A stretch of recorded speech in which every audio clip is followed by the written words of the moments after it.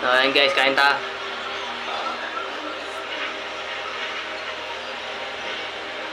Pinapabuksan ko. Gusto ka ba?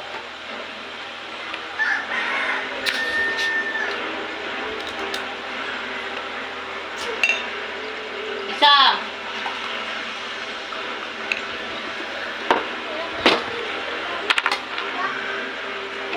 Ulam natin ngayon guys ay manok.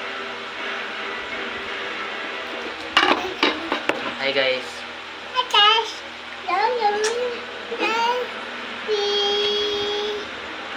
Hi guys. Ganun, ganun. Oh! Dito ka! Dito ikaw, usog ka rito. Sabi mo, hi guys. Hi guys. Hi guys. Hi guys. Wait lang, sabi dyan.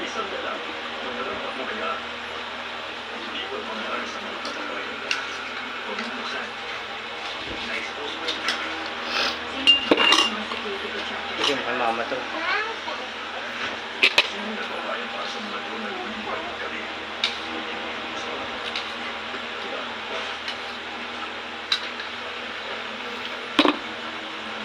Look, laki naman yan. Inugusan mo naman si Papa. Kanin So, ayan na. guys, kain ta. Shoutout sa mga followers ko. Kain po.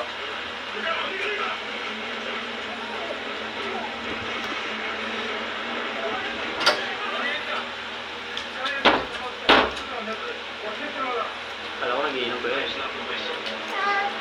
Ba? Ano?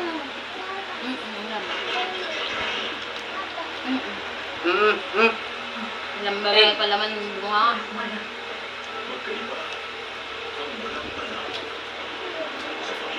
Isa! Shh, wag yan eh. Mabalayibo nga po. Tingnan mo yung pagkain yan. Ano yan? Ano yan? Ano yan? Ito na lang. Ito na bigyan kita rito. Panay, ano yun eh. Ito.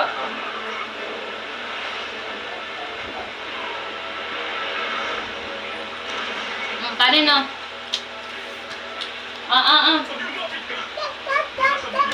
Kulit-kulit naman ng baby ko eh. Ano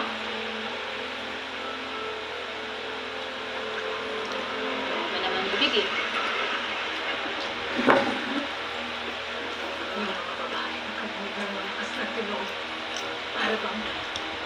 Rek!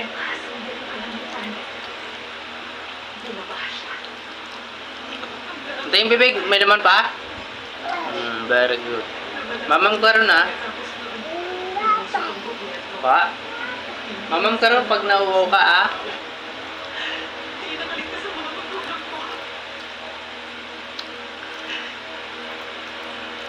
Naiisip niya pang mga bagay na kaya ko ng super. Kaya, wala nang humusyon sa dapat na nagawin. Para sa kumili nito, dapat siya panagot sa nangyari. Iyaya pa naman ako. Be, nila. Kumain sa... Yung kainan dyan sa may Las Piñas. Baka matapon niya. Kasi, yung Fly Ace, nagkabayaran sila, 58,000 nakuha, manlibre. Sabi ko, ayoko, baka anong oras po matapos, ang layo ng babayayin ko. Pero libre niya. Sayang. Traffic kasi. Traffic pag mga ganung ano na, lalo na sa Las Piñas. Ayun. Ano mo yung baso oh? Baka matapon naman yan, Pepe. Nagalit si Lolo pag natapon dyan. Masasadyan.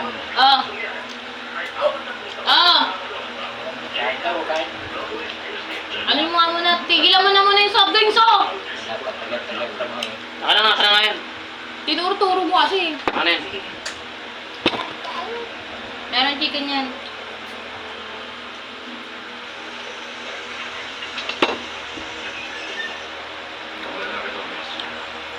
Ikaw, tinapon mo yung ano kanina ha? Sabaw. Eh, wala yung pante. Anong pante? Tapos ka na naman. Kain mo na, puro ka mamam. Mamaya na, mamaya. Ako na nga po, baka matapon. Tinuro-turo mo kasi wala nang gagawin niya kundi uminom na lang. Mamaya na. Ayan, Ah. kain mo na. Dali, lagay mo. Kahit naman sa Sahara, Lagay mo. Tapos na yan. Anong ginagawa mong bobo yung anak mo? Yan na eh.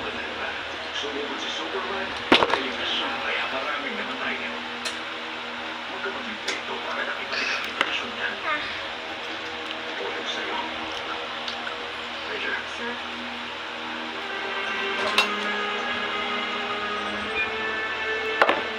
Ay, madam, sorry. Wala, ano. Kala ko na sa babaeng banyo. Siguro, hindi ko na dapat inutunan. Full martini. Ang medyo Isa! Okay, salamat. Ingay mo naman, be. Ganda na sa Grabe. mo.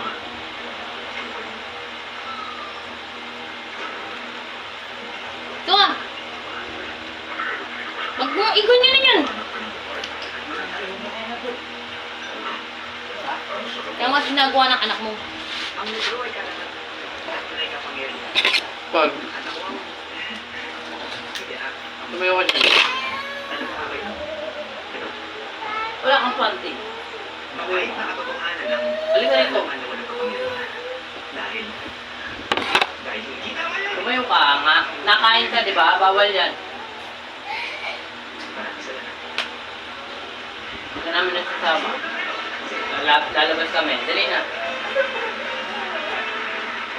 Bebenta ko na nga yung popon yan. Bebenta ko na yung popon yan.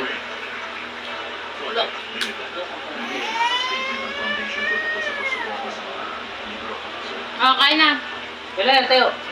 Kasama ka namin sa labas. Ayaw mo.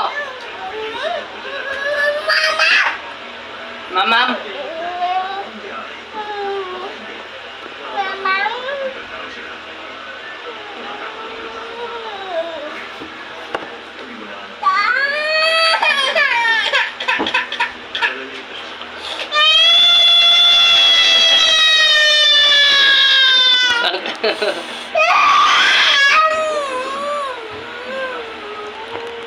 So, ayan guys. Pakaingay ng anak ko. Bisit ka, tigilan mo ako ah. Diba yung aso, palabasin mo naman! Gigi, labas ko. Labas.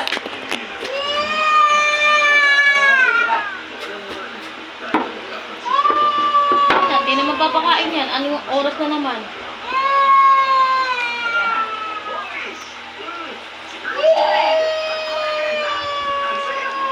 Bigyan mo na ng konti, hindi naman titigil yan eh. Hindi, bibigyan na kasali.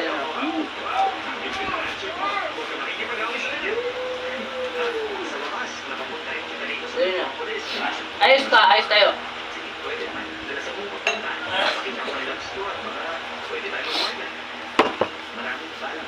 Subo na ka, mama. Kiss na ako. Kiss na ako. Isipon mo naman eh. Kiss ako. Listening. Isipon mo. Ako na, ako na. Kiss na ako. Love you.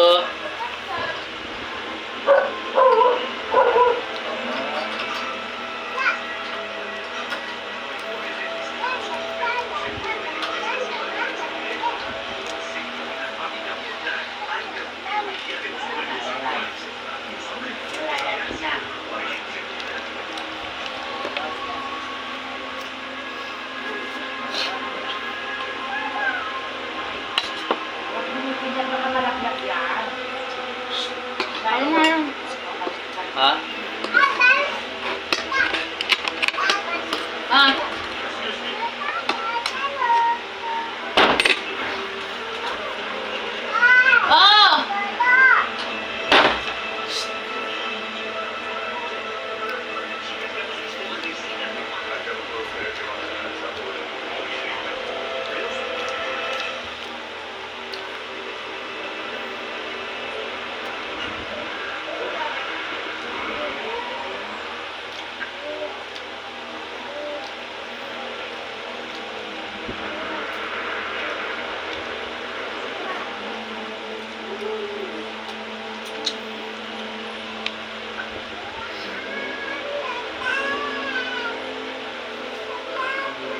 Ah, May laman pa.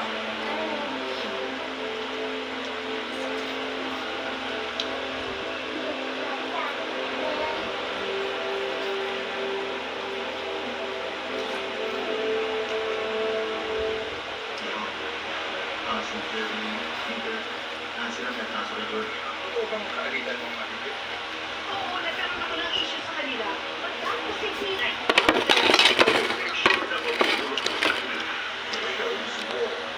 ah, good day for a date. tingnan mo. Good day for a date. Makagandang yan. Mamaya, ako muna. So you're up to 100% dandruff-free every day. Nagalit mo naman po. Ah. Bilisan mo na nang sumubo to. Ako na. Pag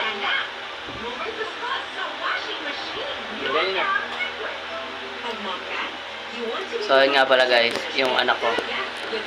Sige, yung ano Tapos, yung asawa ko maganda. Day off niya kasi. Kaya nandito yan.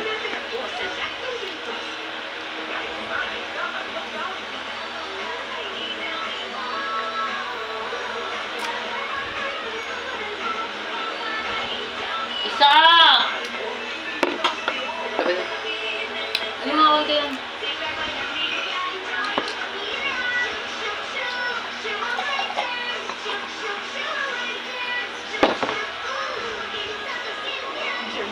Yung mga ginagawa sa pipi niya. So, yun guys, tapos na tayo.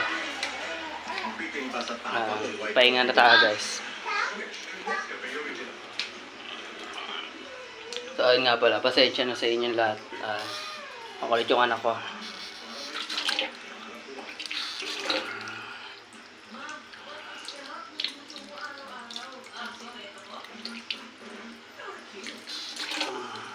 So, yung may kukwento nga pala ako na tungkol sa blind man kanina.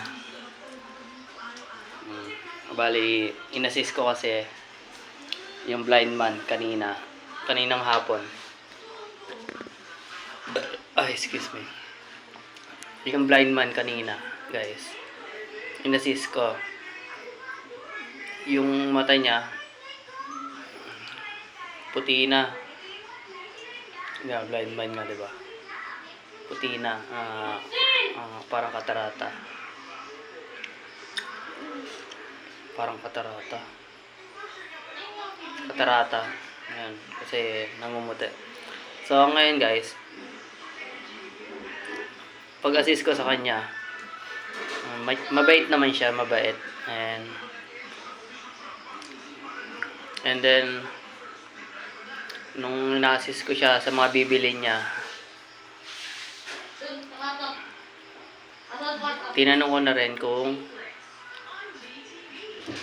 anong nangyari doon sa mata niya. Tapos, so yun, kunento niya na dati okay pa naman yun. Okay pa naman dati daw yun, na maayos pa yung mata niya. Nakakapag-swimming pa siya. Sumasali daw siya sa mga paligsahan. Tapos, ayun, sabi niya, kaya daw nagkaganon yung mata niya, napasma daw. So, ayun. Papaalala ko lang sa inyo yung lahat, guys. Once na babad kayo sa init, tapos maghihilamos kayo. So, ayun guys, bawal na bawal yon. Kasi yung mata nyo, ma-irritate yun. So, mapapasma nga naman, di ba? Mahirap yung pag sobra sa init. Kunwari sa construction, yun, babad ka sa init, di ba? Tapos maghihilamos ka. So, masama rin pala yun, guys. Maari kang mabulag. Base sa experience nung lineman na inassist ko kanina. Halos yung item na kinukuha niya kasi nung nakita ko siya doon sa aisle, may kinuha siyang item. Tapos ang ginagawa niya guys, kunwari ito guys, item. So pagkuha niya guys ng item, ang ginagawa niya, ginaganon niya. So ayan, sobrang lapit guys. Kaya napakahirap pala yung mapasma yung mata, makakabulag. Kaya payo ko lang sa mga followers ko, sa mga non-followers, huwag po kayong masyadong maghilamos ng mata pag galing po kayo sa init. Yan, pagbabad kayo sa init, huwag po maghilamos ng mata. Tapos pag sa malamig naman, huwag na masyadong kunwari magsiswimming ka, babad na babad yung mata mo sa kakalangoy, tapos nakamulat pa. So may irritate kasi yung mata natin, guys. Payo ko lang sa inyo guys, pag galing sa init, huwag maghilamos ng mata.